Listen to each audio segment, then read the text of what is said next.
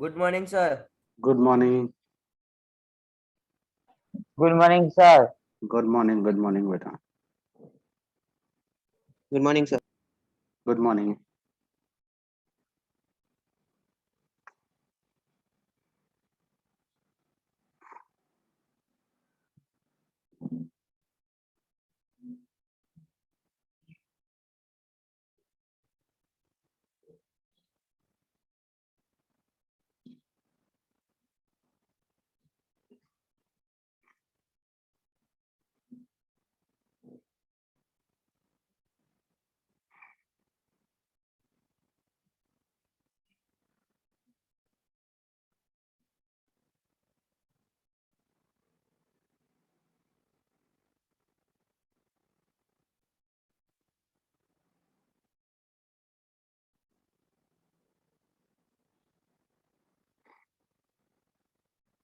ये पीयूष का ऑडियो क्यों ज्वाइन नहीं हुआ?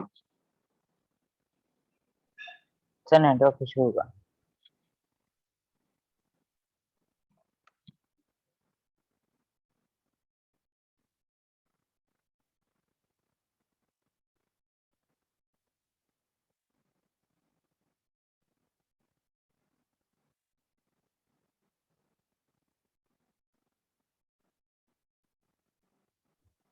निकल गया पीयूष। आएगा, फिर से आएगा। सर ये प्रिंस दो दो क्यों आए? प्रिंस कहाँ? दो, एक ही है मेरे इसमें तो। मैं तो एक ही है। अरे पहले प्रिंस आया था नाम करके मेरे में।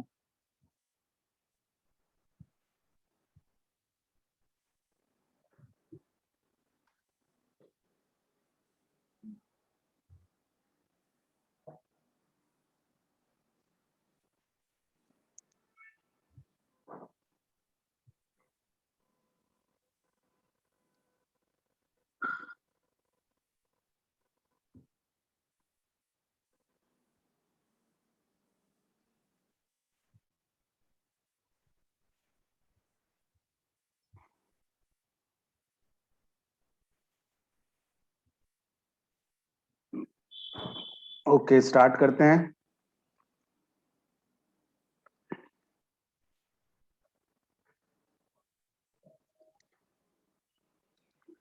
देखो, साइंस करने वाले हैं आज अपन। Okay sir. हमने देख लिया था ऑटोट्रॉपिक न्यूट्रिशन क्या होता है, ये सब चीजें हमने डिस्कस भी कर ली थी। हाँ, ये पोर्स भी हमने देखे थे या नहीं देखे थे? हम हेटेरोट्रॉपिक न्यूट्रिशन पर आए थे ना। चलो एक बार ये यहाँ यस से सर। स्टार्ट कर देता हूँ फिर भी। ये क्या है? स्टोमेटा के अंदर के आपको पोर्स दिए हैं, कैसे उसमें से एक्सचेंज ऑफ गैसेस होता है या ट्रांसपिरेशन होता है, वो इसी के थ्रू होता है। लीव्स में जो ट्रांसपिरेशन होता है ना, वाटर मॉलिक्यूल्स जो होते हैं वो बाहर निकलते हैं, या उनका इवोपरेशन होता है, वो इसी पोर्स के थ्रू होता है। और ये जो ग्रीन कलर के पिगमेंट्स आपको दिखाई दे रहे हैं, जिन्हें हम क्लोरोप्लास्ट बोलते हैं। और ये जो वॉल इसको बोलते हैं, ये जो इस टाइप की वो इसको गार्ड सेल बोलते हैं। So now let us study how the plant obtain carbon dioxide in class 9. We had talked about the stomata, which are tiny pores present on the surface of leaves. Massive amount of gaseous exchange take place in the leaves through these pores for the purpose of photosynthesis. But it is important to note here that exchange of gases across the surface of stem, ठीक है ना, roots and leaves as well. तो ये जो exchange of gases है वो सभी जगह पर होता है, स्टेम में भी होता है, रूट्स और लीव्स में भी होता है। Since the large amount of water can also be loss through this stomata. देखो मैंने बोला था ना, ट्रांसपिरेशन के थ्रू क्या होता है, लार्ज अमाउंट ऑफ वाटर भी लॉस होता है। The plant closes this pores when it does not need carbon dioxide for photosynthesis. तो वो क्या कर लेते हैं फिर नेक्स्ट, जब उन्हें कार्बन डाइऑक्साइड की जरूरत नहीं होती तो वो पोर्स को क्या कर लेते हैं, बंद कर लेते हैं। This opening and closing of the pores is the function of guard cell. तो ये गार्ड सेल का काम होता है। ये जो येलो कलर की लाइनिंग दिख रही है ना, ये तो ये क्या करती है कि इसको ओपन और क्लोज, ये गार्ड सेल है, ये इस टाइप की जिसके अंदर ये प्रेजेंट्स है। तो गार्ड सेल्स क्या करती हैं कि इसको ओपन भी करती है और क्लोज भी करती है। The guard cell swell when water flows into them. ये देखो येलो कलर वाली जो बनी हुई है ना, ये पूरा स्ट्रक्चर ये गार्ड सेल होता है, इसको गार्ड सेल बोलते हैं। ठीक है, आपको बताता हूँ, ये वाला पूरा स्ट्रक्चर जो है वो गार्ड सेल का फॉर्म है। And the opening of closing of the four function of the guard cells swell. Swell मतलब फूल जाना, मतलब स्वेलिंग आ जाना। When the water flows into them, इनके अंदर अगर पानी चला जाएगा। Causing the stomatal pores open, तो ये क्या होती है, ये स्वेल हो जाती है, तो ये ओपनिंग, इस टाइप की ओपनिंग आपको मिल जाती है। जब इसमें से ट्रांसपिरेशन हो जाता है, मतलब इसमें से क्या हो जाता है, पानी बाहर चला जाता है। Similarly the pore close if the guard cell shrink, इसमें से वाटर बाहर चला जाता है तो क्या हो जाता है, ये गार्ड सेल फिर से सिकुड़ जाते हैं, श्रिंक हो जाते हैं। श्रिंक हो जाएंगे तो ये फिर से बंद हो जाएंगे। तो इस टाइप का फिनोमिना इनके बीच में होता है। फिर यहाँ हम एक्सपेरिमेंट देखेंगे एक एक्टिविटी के फॉर्म में। Take 2 healthy potted plant which are nearly same size, keep them the dark room for 3 days। उनको 3 दिन के लिए हम डार्क रूम में रख देंगे। डार्क रूम एक्सपेरिमेंट भी आपसे पूछे जाते हैं, बट वो फिजिक्स में आएगा dark room experiment. Now place each plant to separate glass plate, place which watch glass obtaining potassium hydroxide. Potassium hydroxide KOH का हमें क्या लेना है, by the side of one plants and the potassium hydroxide use to absorb carbon dioxide. तो potassium hydroxide क्या करेगा, ये watch glass के अंदर जब हम रखेंगे तो यहाँ से वो उसके कार्बन डाइऑक्साइड को अब्सॉर्ब कर लेगा। Cover both plant with separate bell jar. Bell jar क्या होता है, ऐसा आपको दिखाया था ना मैंने, ऐसे ग्लास होता है और वो उल्टा करके रख देते हैं जब भी उसको कवर करना होता है, ताकि कोई सप्लाई अंदर ना जा सके। Cover both plants the separate bell jar as shown figure. Use vaseline to seal the bottom. यहाँ पर हम साइड में क्या लगा देंगे, बॉटम के आसपास वेस्लिन लगा देंगे ताकि वो अच्छे से एयर टाइट कवर हो जाए। Keep the plants in sunlight for 2 hours। अब दोनों को हम 2 hours के लिए रख देंगे। प्लक अ लीफ, एक लीफ को तोड़ के, each plants and check for the presence of the starch. उसमें स्टार्च की प्रेजेंस को हम देखेंगे कि स्टार्च प्रेजेंस है कि नहीं। Do both the leave show the presence of same amount of starch, क्या कि दोनों लीव में सेम अमाउंट का स्टार्च होगा क्या, तो ये हमें देखना होगा। Based on the two activity performed above, the can we design an experiment to demonstrate the sunlight is essential for the photosynthesis। तो हमें यहाँ पर ये पता चलेगा, जिसको सनलाइट प्रॉपर मिली है उसमें स्टार्च ज्यादा होगा, जिसको सनलाइट प्रॉपर नहीं मिली है उसमें कम होगा। क्यों, क्योंकि हमें पता है sunlight is essential for photosynthesis. So far we have talked about how autotrophs meet their energy requirement. तो उनको अपने को पता चल गया कि उनके एनर्जी रिक्वायरमेंट कहाँ से फुलफिल होती है। But they also need other raw material for building their bodies. अब उनको कुछ और रॉ मटेरियल्स भी चाहिए होते हैं, ठीक है ना, मिनरल्स भी चाहिए होते हैं उनको भी। तो water used in photosynthesis is taken up from the soil by the roots. Root के थ्रू उन्हें वाटर मिल जाता है। अदर मटेरियल लाइक नाइट्रोजन, अब उनको नाइट्रोजन कहाँ से मिलती है, या तो इन्वायरमेंट से मिल जाती है या फिर वो राइजोबियम बैक्टीरिया आपने सुना है उसके थ्रू उन्हें मिलती है। Phosphorus, iron, magnesium are taken up from the soil, soil से ही ले लेते हैं। Nitrogen is essential element used in synthesize of protein. तो नाइट्रोजन बहुत ही एसेंशियल होता है प्लांट के लिए, क्योंकि वो प्रोटीन को क्या करता है, सिंथेसाइज करता है and other component. This is taken up in the form of inorganic nitrate और नाइट्राइट्स। तो वो किस फॉर्म में लेते हैं, इनऑर्गेनिक नाइट्रेट्स या नाइट्राइट्स के फॉर्म में। और it is taken up as a organic compound which have been prepared by bacteria from atmospheric nitrogen. मैंने बोला था ना, जो राइजोबियम करता है, राइजोबियम क्या करता है, एटमॉस्फेरिक नाइट्रोजन को लेता है और उसको किस फॉर्म में, ऑर्गेनिक कंपाउंड के फॉर्म में बना देता है, फोम, एक फॉर्म के जैसा बना देता है, जिससे वो अपने प्लांट उसमें से सक कर लेते हैं नाइट्रोजन को। ठीक है, now heterotrophic nutrition. Heterotrophic nutrition हम लोअर स्टैंडर्ड से पढ़ते हुए हैं, बट फिर भी हम यहाँ पे एक बार इसका रिकॉल कर लेते हैं। Each organism adapted to its environment. The form of nutrition differ depending on the type of availability of food material as well as how it is obtained by organism. ठीक है, for example, whether the food is source of stationary such as grass or mobile such as deer would allow for difference in how the food is accessed, what is nutritive apparatus used by a cow or lion. देखो इन्होंने क्या किया है कि जो food होता है या तो वो स्टेशनरी फॉर्म में होता है या फिर मोबाइल फॉर्म में घूमता फिरता रहता है इधर। जैसे लायन के लिए अगर हम देखें तो उसके लिए क्या होगा फूड, डियर होगा, हिरन। और जो हमारी काव है उसके लिए क्या होगा, ग्रास होगा। तो यहाँ पर दोनों के लिए क्या होता है, सोर्स ऑफ फूड स्टेशनरी भी हो सकता है और मोबाइल भी हो सकता है। There is a range of strategies by which the food is taken in and use by organism. बहुत सारी यहाँ पर वेराइटीज या बहुत सारी स्ट्रेटेजीज आपको देखने को मिलेगी कि वो कैसे अपना फूड पकड़ते हैं या लेते हैं, इनटेक करते हैं और कैसे उसे यूज करते हैं अपनी ग्रोथ के लिए। और वो some organism break down the food material outside the body. कुछ ऑर्गेनिज्म क्या करते हैं, उसको आउटसाइड ही ब्रेक डाउन कर लेते हैं and the body and then absorb it. Example like fungi, bread mould, वो क्या कर लेती है, पहले ही फूड को ब्रेक डाउन कर लेती है और उसके बाद उसका यूज करती है।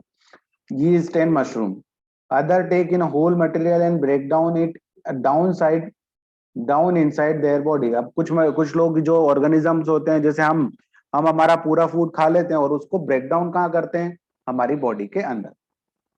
तो what can be taken in and broken down depend on the body design and functioning. Some other organisms derive nutrition from plants or animal without killing them. This parasitic nutritive strategy is used by a wide variety of organisms like Cuscuta, अमरबेल। अमरबेल क्या करती है, ना तो उसे मारती है plant को, बस वो एक दूसरे को क्या करते हैं, हेल्प करते हैं। ठीक है ना। जैसे पैरासिटिक में हम बोल सकते हैं मच्छर, मॉस्किटो, वो हमें मारता नहीं है, ठीक है ना, हमारे अंदर से सिर्फ क्या कर लेता है, ब्लड को सक करता है। जैसे लाइज, लीचेस, टेपवर्म्स, ये सब क्या करते हैं, एक दूसरे पे डिपेंड होते हैं। How do organism their obtain their nutrition. जो ऑर्गेनिजम्स होते हैं वो अपने न्यूट्रिशन को कैसे पाते हैं या उनको कैसे न्यूट्रिशन मिलता है। Since the food and the way it is obtain differ, the digestive system is different in various organism. सब ऑर्गेनिज्म को अलग अलग तरह से फूड चाहिए होता है और सबका डाइजेस्टिव सिस्टम भी अलग अलग होता है। In the single celled organism the food may be taken by entire surface. जैसे कि यहाँ पर हम प्लाज्मोडियम के बारे में, ये भी एक और माइक्रो ऑर्गेनिज्म है, देखो, ठीक है ना। सॉरी, प्लाज्मोडियम नहीं, अमीबा, प्लाज्मोडियम भी इस टाइप का होता है, आगे हम उसको पढ़ेंगे। प्लाज्मोडियम या पैरामीशियम, इस टाइप के माइक्रो ऑर्गेनिजम्स के हम नाम यहाँ पर सुनने वाले, जो क्या होते हैं, जैसे ये अमीबा होता है, ये सिंगल सेल से बना होता है।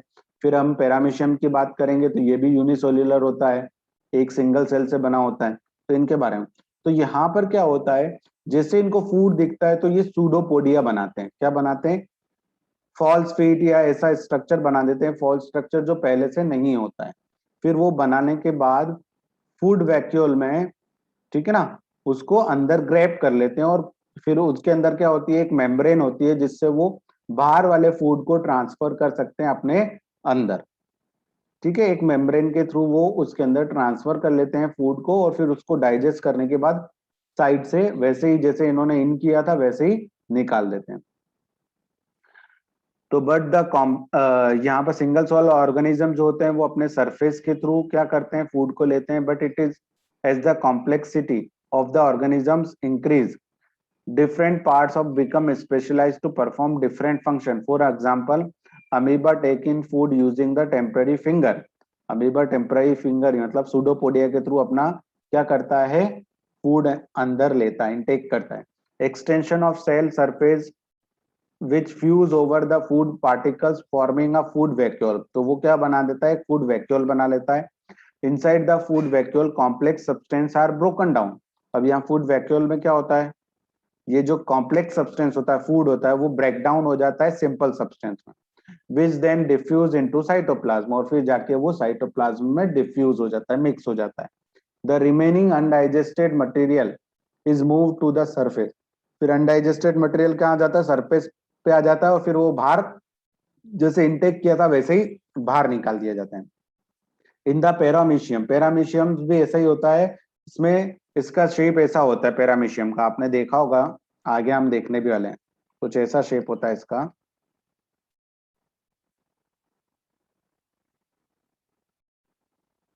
ठीक है, इस टाइप का शेप होता है, जैसे हमारे जो स्लीपर्स होते हैं ना, वो उस टाइप का शेप आ गया, हम देखेंगे तो और अच्छे से समझ में आएगा। Yes, sir. हम्म, ठीक है। तो paramecium which is also unicellular, unicellular मतलब वो सिंगल सेल से ही बना होता है। The cell has definite shape and food is taken in the specific spot. But paramecium में क्या होता है, उसका जो शेप होता है वो डेफिनेट होता है, अमीबा में उसका शेप क्या होता है, डेफिनेट नहीं होता है, मतलब उसका स्ट्रक्चर हमेशा चेंज होता रहता है अमीबा का। तो अमीबा का शेप जो है वो हम कैसा भी बना सकते हैं, बट पैरामीशियम का शेप हमेशा फिक्स्ड होता है, और उसके एक स्पेसिफिक स्पॉट होता है, वो वहीं से फूड को इनटेक करता है।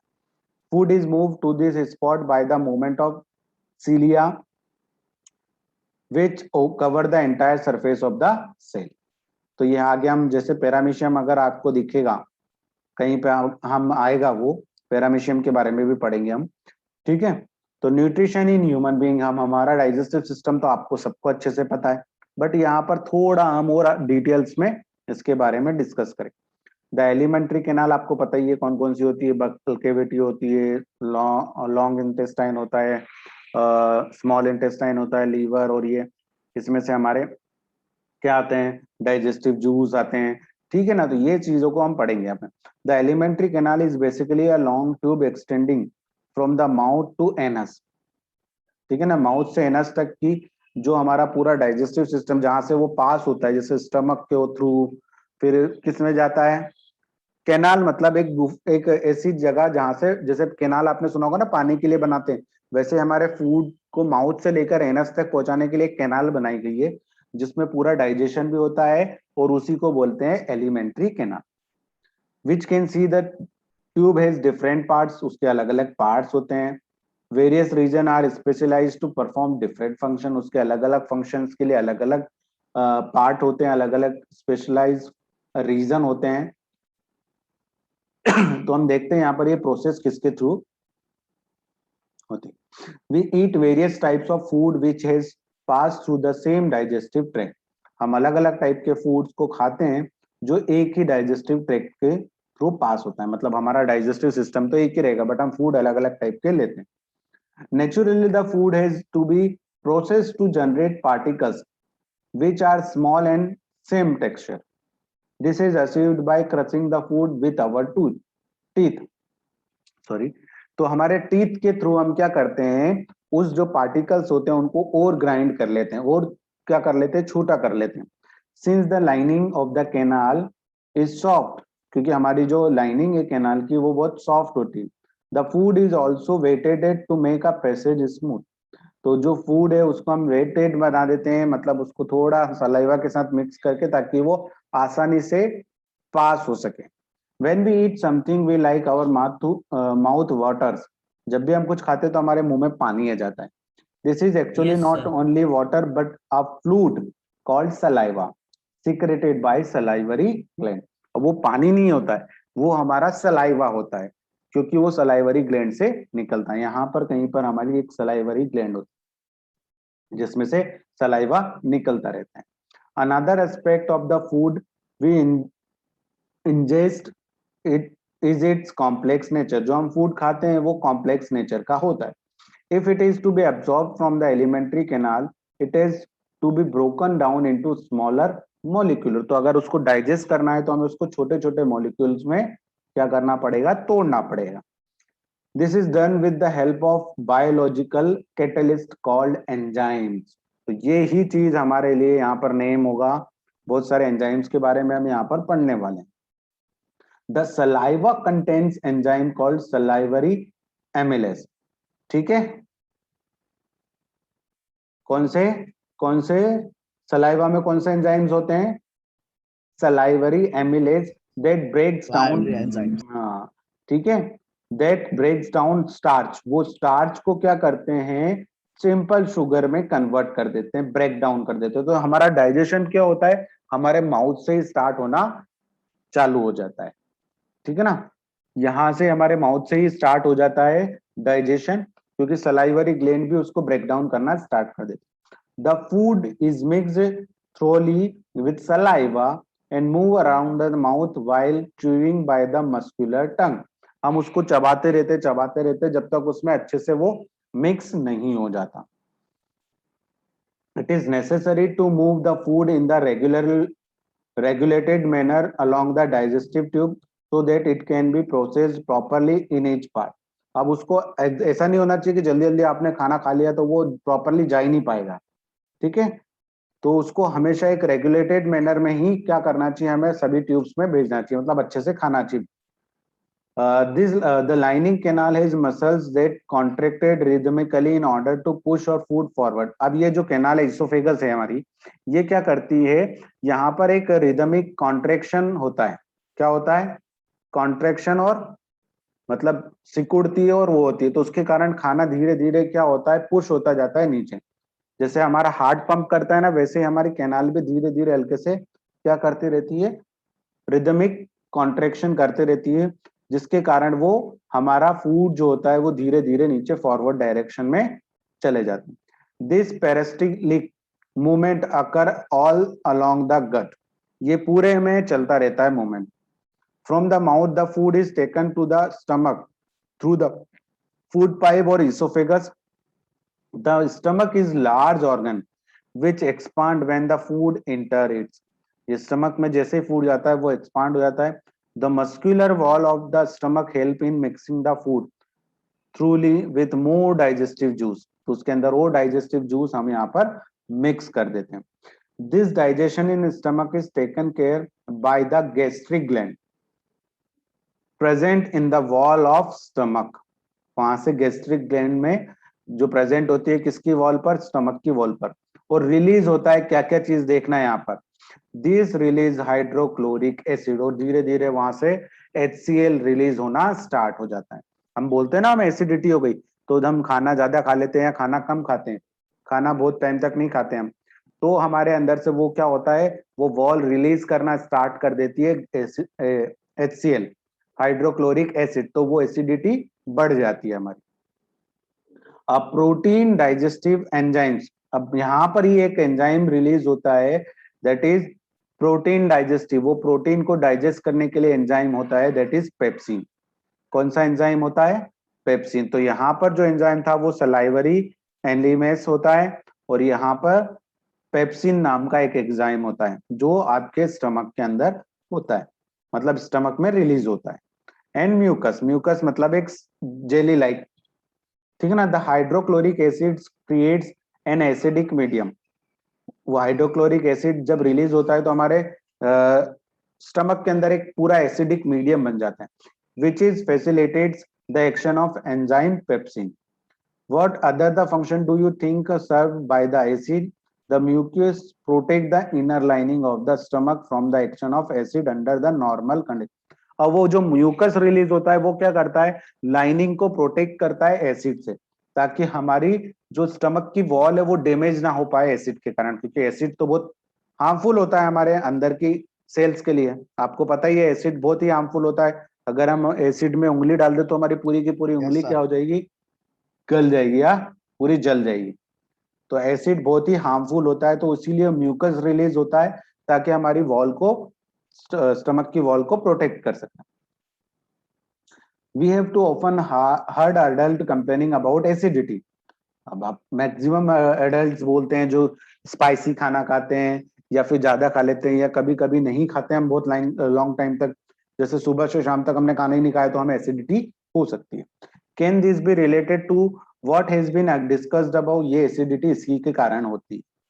The exit of food from the stomach is regulated by the sphincter muscles which release it in the small amounts into the small intestine। तो यहाँ पर एक मसल्स होती है जो धीरे धीरे करके क्या करती है, स्मॉल इंटेस्टाइन में जो आपका स्टमक का फूड है वो भेजती रहती है। From the stomach the food now enter the small intestine, this is the longest part of alimentary canal. ये तो आपको पता ही होगा, 6.7 मीटर की होती है हमारी क्या, स्मॉल इंटेस्टाइन, आपको पता है ना। 6 to 7 के आसपास होती है हमारी। Yes, sir. This is the longest part of the alimentary canal which is fitted into a compact space because extensive of coiling. Coiling के फॉर्म में हमारे अंदर ये होती है।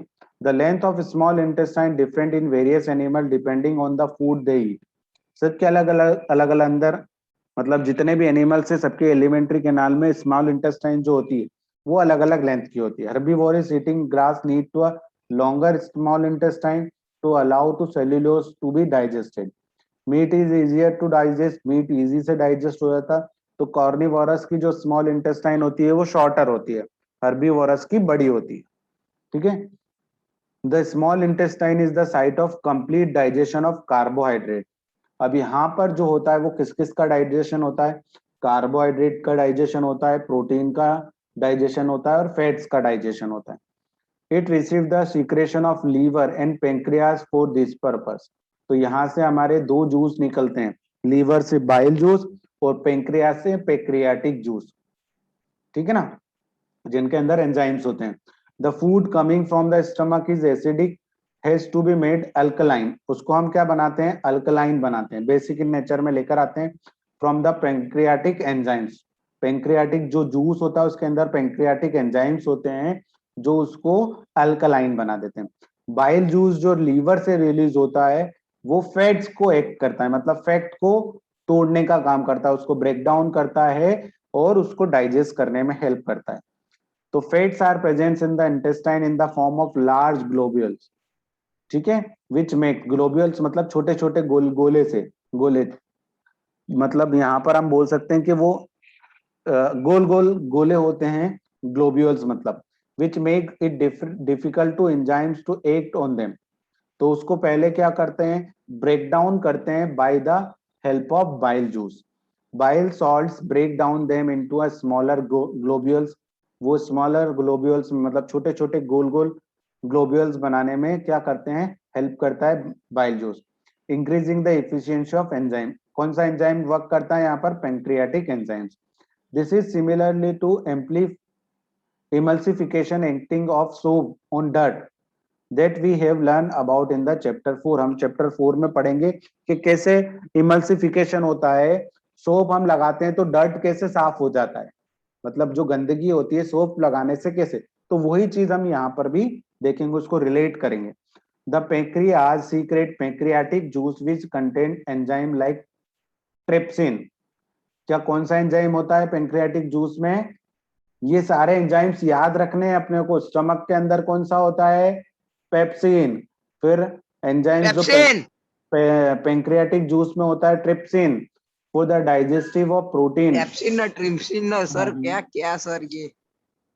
और यहाँ पर एक और एंजाइम होता है that is lipase for breaking down the emulsified fats. तो ये अलग अलग एंजाइम्स है जो अपने को याद रखने हैं कि फैट को ब्रेक डाउन करने के लिए लिपेस यूज होता है, प्रोटीन को ब्रेक डाउन करने के लिए डाइजेस्ट करने के लिए ट्रिप्सिन होता है। ठीक है।